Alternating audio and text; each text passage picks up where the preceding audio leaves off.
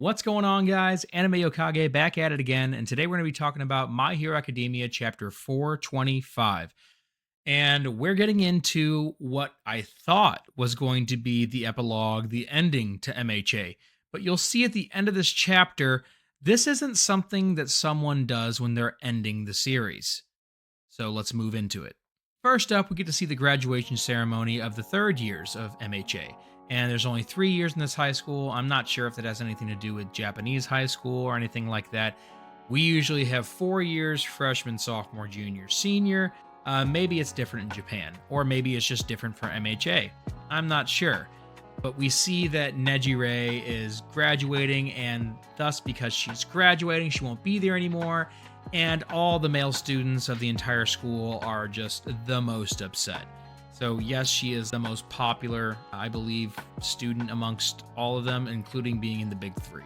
We also see Present Mike just trying to turn it into a full-on club scene. He's really going at it. He's very serious, and I don't know. I guess that's par for the course when it comes to bringing Present Mike in. And I mean, he's really getting into it. His sound stage is bigger than the actual stage anyone is actually graduating from. And as Nejire is coming back to her seat, people are asking, like, are you okay? Are you still injured or anything like that?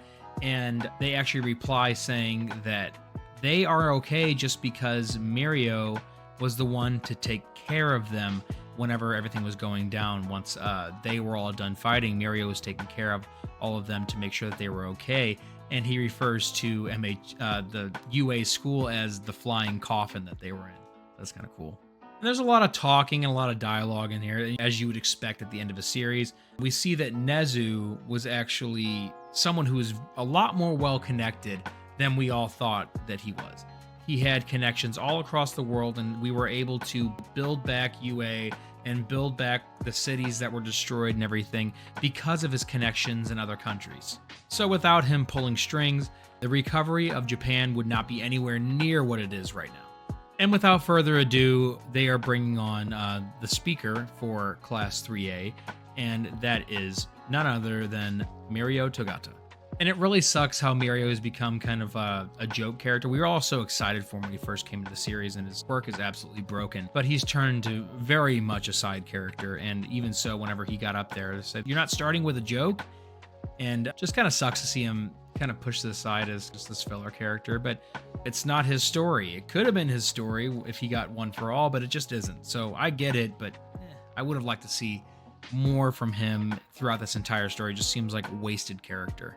But Mirio goes on to bring a kind of riveting speech saying that the heroes are always trying to bring everything back to zero. Whenever villains bring it into the negatives, -1, -2, the heroes are there only to make sure that it gets back to a neutral zero so the world is correct. But he says that in this new age of heroes, he'd like to start moving into the positives, making it to where everything is even better than just neutral, which is great. And it's really weird at the end as a big send-off. He brings in this giant bus thing with a giant face on it. And if you're familiar with One Piece, it looks almost exactly like Imperio Ivankov. I don't know what this is. I don't know what kind of reference this is, but it seems like everybody is just absolutely pumped to see this. So I hope we won't get any resolution on what this thing is, but everyone seems to be incredibly jacked up about it. And as we move forward, we see that Aizawa gets to be the teacher of Class 2A. We thought he'd be moving on and they would be getting a different teacher this year, but since he has such a deep connection with this class, I guess they just let him move forward. At this point, they can do whatever they want. And we see Bakugo in the class, and Sero asks him, "Aren't you supposed to be in the hospital healing?" Which I feel like you would have seen him before this moment whenever he asked him in a panel. But he says as long as he settles down and doesn't make too much noise and stuff like that, the doctor said that he should be okay. And so I guess we're going to see a chilled out Bakugo for a little bit. And we see in the next page that it's actually Aoyama. He is entering the classroom, and he came in separately from everyone else. And that's because he is announcing that he is leaving UA. He doesn't feel like he deserves to be there because of his traitorous acts, and also because he only went there because All for One wanted him to go there in order to report back to him. So he feels like he doesn't have a place there, and even though I feel like he's redeemed himself in the end, that's kind of hard to say too, because he messed up a lot. the villains wouldn't have nearly the upper hand they ever did without Aoyama's intel and tips. So it's up in the air if he redeemed himself. I would be willing to give him another chance. But also, I'm looking from a third person perspective. If I were in the story, probably not. I'd be like, no, I can't ever trust you. I don't know you, is what I'm trying to get at. So he is leaving because he doesn't feel as if he deserves to be there. But he makes sure to tell the class and make sure to tell Aizawa that he will rejoin his friends again, but he's going to go the more grassroots approach to becoming a hero and not so much moving through the school. And just like he fed Deku the cheese before, he tries to feed him the cheese again, and it doesn't look like Deku eats it, but he did before. And I think it's just going back to the connection that he made with Deku back then. He was the only person that he felt like he could relate to because his quirk was not his own quirk. As we all found out about Aoyama later, that All for One actually gave him navel laser, which is why it didn't really settle with his body very well. He couldn't use navel laser and not get nauseous from it, and he couldn't continue to use it. Just like Deku couldn't use his quirk for very long, or he couldn't put a lot of power into it because his body wouldn't be able to take the blowback. But whenever one door closes, another door opens, and that door opens straight to Shinso. He is going to be the new replacement in class 2A. It's so weird saying 2A. I'm so used to 1A this entire time. And now 1A makes sense. It never did to me. I just thought it was a name for a class, but 1A is because it's first hero class. But Shinso is the new replacement for class 2A. And Shinso is perfect for this because he's been working with Aizawa nonstop in order to mature and evolve his quirk. And he's been working with the supplementation of the binding wrap in order to fight like Aizawa does.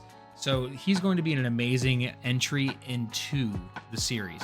This is the first point where I think the series is not over, because you add something this big in, and you can't just be like, oh, because it's for nothing. I don't think we're gonna get My Hero Academia Shippuden or anything like that, but I feel like we will go into another off branch of the series. I don't know how to explain it, but more like a matured version of the heroes, being like they're actually being in the academia courses and not fighting against these villains. I feel like they'll be growing as students. I feel like they'll be facing off against new challenges. They'll get new villains, of course. They have to have somebody to fight, and they have to have an antagonist to the protagonist. But I feel like it's going to be more focused on the academia aspect rather than getting pulled away, because we barely saw them do anything academia-wise. So I feel like this is the first step to showing us in this epilogue that it's not going to be over. We're just transitioning. But when Shinso comes in and announces that he will be joining Class 2A, Aoyama starts shooting off naval lasers in every direction because he's so mad that he has to leave now because Shinso's going to be there now. He's so excited. And whenever he starts shooting off all the lasers, one hits Hagakure and actually shows her there, the invisible girl, because she refracts light. And Mineta gets his first look at Hagakure and realizes that, oh my god, there was a cute girl with us this entire time. It's just the stupid gag stuff. And we get not a new character, but someone who wasn't really fleshed out in the past chapters.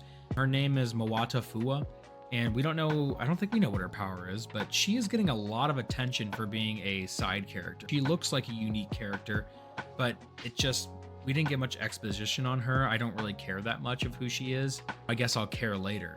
But as of right now, it's a weird choice to just be like, this is your new focal point. And I don't think we get to see a lot of Class 2A people, or second years. We get to see a lot of third years and people who were graduating along with the first years. But we didn't get to see a lot of second years. So I guess we just didn't get introduced to a lot of them. But anyways, we have Mawata Fua. And she comes in and explains that along with the restoration efforts, they're going to be traveling the country to fight against aggravating crime from all these villains that got released from the prison and all this lawlessness that hit Japan whenever All for One was taking back over. If you remember, people had to evacuate cities in order to go into strongholds because the crime got so bad.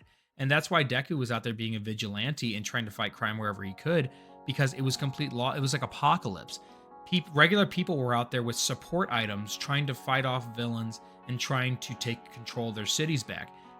it's not been that long since the end of the fight. So it is still Lawless Japan, which is going to be an awesome opportunity for all of these characters to get fleshed out and travel across different regions within the country and evolve their powers and show off. And we're also going to get a change of scenery all the time, which is really cool. And they go on to say that whenever All Might is finally retired and the battle in Jakku and everything like that, that great periods in time are also followed. That great periods in time are also always followed by a period of chaos. It's kind of like revolving door terminology, to where the other will always follow one. That's whenever Deku and the rest of the classmates are leaving the classroom and they run into Uraraka. And Uraraka, I don't know, it's kind of a weird sequence here. She is super surprised by Deku and stuff like that. And it seems, I don't know, I get the feeling like they don't know each other in this panel. I don't like it.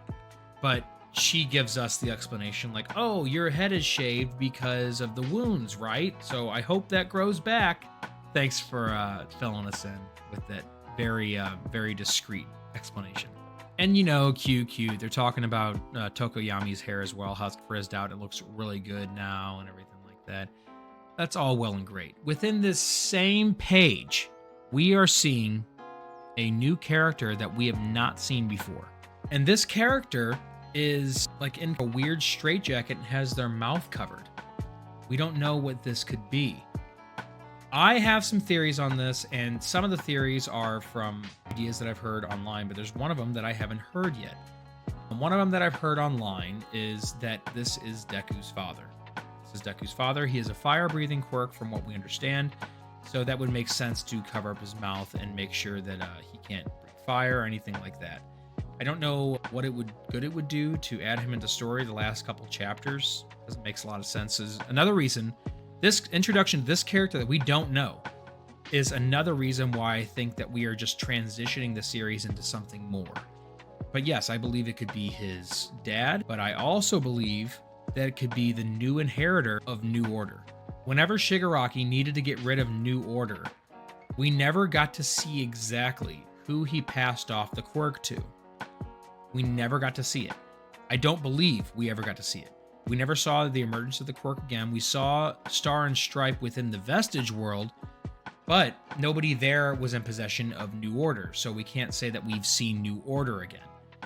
Whenever Shigaraki was being attacked on the inside by New Order, he needed to pass off the quirk to someone else in order to not be attacked by it anymore. It seems like this person is distraught and in pain, and if they had a quirk beforehand, when New Order was given to him, that means that their insides have been destroyed. The quirk factor has been destroyed and replaced by New Order because of the last order that she imposed upon New Order, that it would attack and destroy all other quirks in its presence. So I think that's a possibility to who this could be. And what an incredibly powerful villain automatically to just get New Order. And the reason why they have New Order would be to blame the heroes, because none of this would have happened to them if Shigaraki wasn't forced to give New Order to someone else.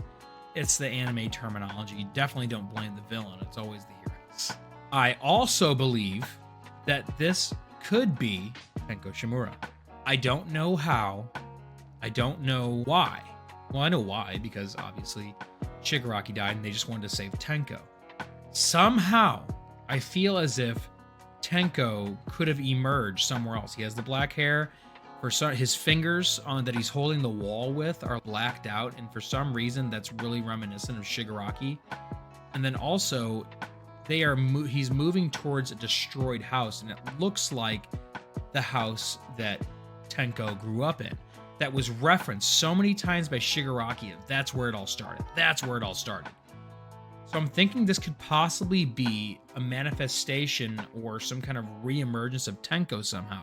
And this would be the conclusion or closure that a lot of people wanted, was to bring back Tenko in some form or manner and bring him back in order to live the life that Shigaraki was supposed to live as a regular person that was never touched or influenced by All for One.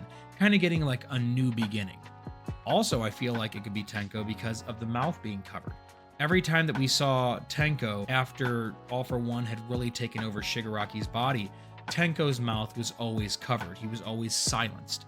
So this could be something telling us that this is Tenko Shimura.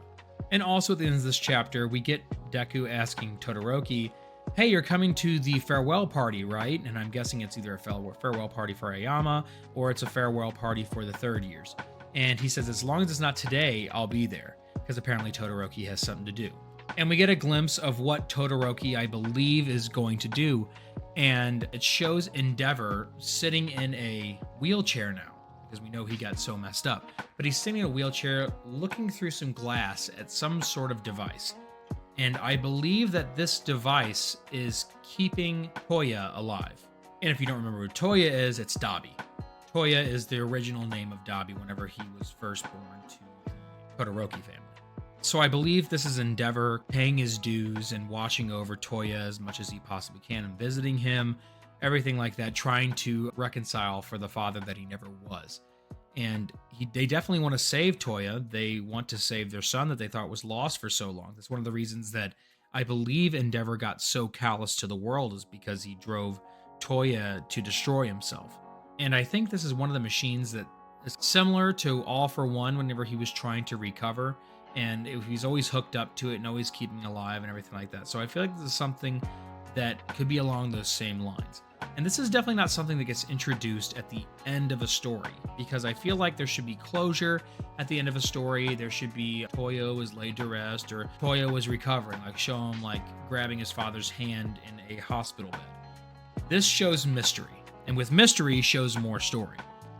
So again, I feel like MHA is not really ending. We're just simply transitioning into something more mature and something more fleshed out and something just bigger than the original story, just like Naruto led into Naruto Shippuden. I feel like that's what we're getting here, and we won't know till they start really trying to give us more exposition on this. I don't believe this is the last chapter of MHA. I don't think it is at all. It says MHA is on an extended break, so we won't be touching back with them for a little while. But I do believe that we're going to get maybe 5 more chapters out of this to show what's going on around the world, what they're doing, and then we will end the series, and then we will get an announcement of the next series coming in. If that's something that you guys would love to see, please drop a comment down below. Let me know what you think. Let me know if you think my thoughts are correct or what your theories are. I love getting to communicate with you guys in the comment section. So thanks for popping in again, and we'll see you later.